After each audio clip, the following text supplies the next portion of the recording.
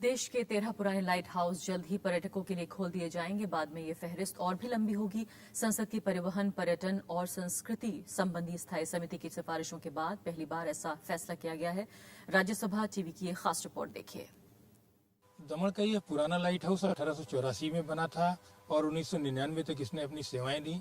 संसद की परिवहन, पर्यटन और संस्कृति संबंधी स्थायी समिति का कहना है कि देश के तमाम हिस्सों में ऐसे पुराने लाइट हाउस हैं जिनको आम पर्यटकों के लिए खोल देना चाहिए।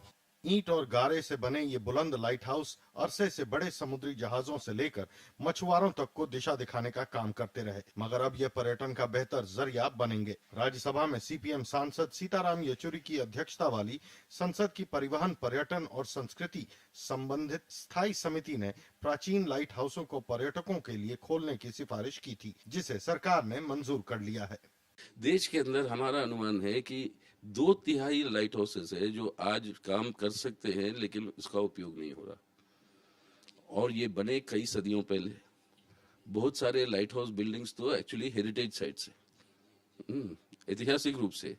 मतलब आप उनको आप बरकरार रखना जरूरी है और इस्तेमाल करना जरूरी है। करीब 7,500 किलोमीटर लंबी भारत की तटीय सीमा पर ऐसे लाइट हाउसों की कोई कमी नहीं। इनमें से कुछ बंद भी पड़े हैं। इस समय भारत का सबसे पुराना व सक्रिय लाइट फॉल्स पॉइंट उड़ीसा का है।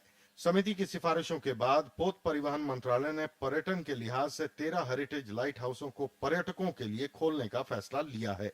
पार्लियामेंट्री स्टैंडिंग कमेटी का जो है ऑब्जर्वेशन था इन 2000 अबाउट जो developing heritage light houses for tourism, और हमने एक कमेटी कॉन्स्टिट्यूट किया था। इसमें government of India, ministry of tourism का भी मेंबर्स थे। उसमें 13 लाइट हाउसेस आइडेंटिफाई किया था इंडिया में। फिलहाल जिन लाइट हाउसों को पर्यटकों के लिए खोला जा रहा है उसमें विशाखापट्टनम के dolphin nose, Dwarka lighthouse, Gujarat, Pondicherry lighthouse शामिल हैं। इन्हें राज्यों के पर्यटन विभागों ने भी अपनी सूची में जोड़ लिया है। समिति मानती है कि देश में अभी और लाइट हाउसों की जरूरत है। संसद की परिवहन, पर्यटन और संस्कृति संबंधी स्थायी समिति का मानना है कि देश में तेजी से बढ़ रहे पोत परिवहन व्यवसाय को देखते हुए लाइट हाउसों की संख्या को और बढ़ाया जाना चाहिए। वैसे अभी तो देश के दुर्गम इलाकों में 180 से अधिक लाइट हाउस हैं, लेकिन समिति इसे नाकाफी मानती है। कैमरामैन मनोज के साथ अरविंद कुमार सिंह, राज्यसभा टीवी, दमन।